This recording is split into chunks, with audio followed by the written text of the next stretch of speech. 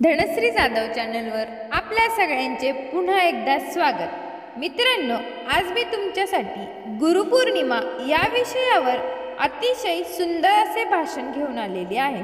चला तर मग करूयात सुरुवात। गुरु म्हणजे ज्ञानाचा उगम आणि अखंड वाहणारा झरा। गुरु म्हणजे निष्ठा आणि कर्तव्य। गुरु म्हणजे निस्सीम श्रद्धा आणि भक्ती। गुरु म्हणजे विश्वास आणि वात्सल्य। गुरु म्हणजे आदर्श आणि प्रमाणतेचे मूर्तिमंत प्रतीक। गुरुपौर्णिमेच्या सर्वांना खूप खूप शुभेच्छा। गुरु त्यांच्या जवळील ज्ञान आणि अनुभवातून शिष्याला मार्गदर्शन करत असतात। जीवन जगत असताना या ज्ञान आणि अनुभवाची प्रत्येकाला गरज असते। स्वानुभवातून शिकण्यापेक्षा एखाद्या तज्ञ व्यक्तीचा सल्ला घेतल्यामुळे जीवनातील समस्या लवकर सोडविता येतात आणि जीवन सुखी समाधानी होते। थोडक्यात जीवनात गुरुशिवाय तरणं पाय नाही।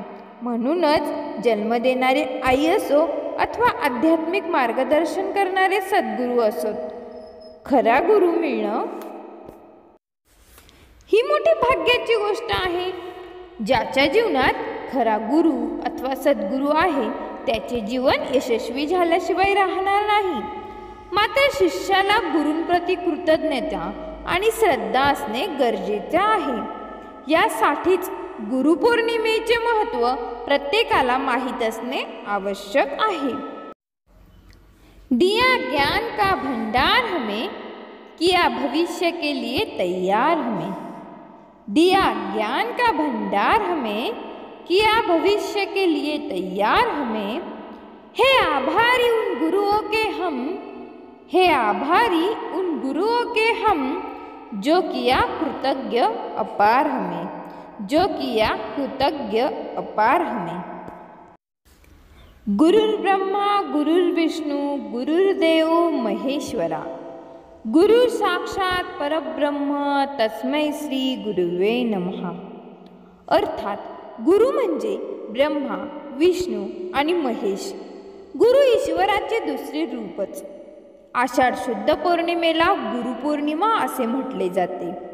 ज्या गुरूंनी आपले व्यक्तिमत्व घडविले त्या गुरूंप्रती आदर व्यक्त करण्याचा, त्यांना नतमस्तक होण्याचा दिवस म्हणजे गुरुपौर्णिमा। या पौर्णिमेला व्यास पौर्णिमा असेही संबोधले जाते, कारण आदि गुरु व्यासांचा जन्म या पौर्णिमेला झाला होता।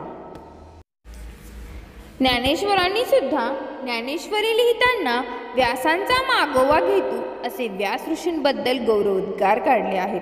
कुंभार ज्याप्रमाणे मातीच्या गोळ्याला आकार देऊन मडके बनवतो, त्याचप्रमाणे गुरु सजीव मानवरूपी व्यक्तिमत्वाला आपल्या संस्कारांनी आदर्श घडवितात। गुरूंचे ज्ञान सागराप्रमाणे अथांग आहे। आपण त्याच्या पुढे नम्र होऊन ज्ञानकण वेचले पाहिजे, कारण शेवटी गुरुविन कोण दाखविल वाट। हजार चांदण्या शोधण्यापेक्षा एकच चंद्र शोधा। हजार चांदण्या शोधण्यापेक्षा एकच चंद्र शोधा आणि हजार चंद्र शोधण्यापेक्षा एकच सूर्य जवळ ठेवा। हजार चंद्र शोधण्यापेक्षा एकच सूर्य जवळ ठेवा। मित्रांनो, तुम्हाला सगळ्यांना गुरुपौर्णिमेच्या खूप खूप शुभेच्छा।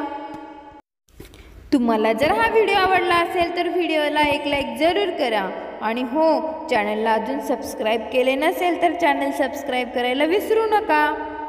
असेच छान छान व्हिडिओ मी नेहमीच या चॅनलवर अपलोड करत राहणार आहे। धन्यवाद। लवकरच भेटूया पुढील भागात। तोपर्यंत तुमची आणि तुमच्या कुटुंबाची काळजी घ्या।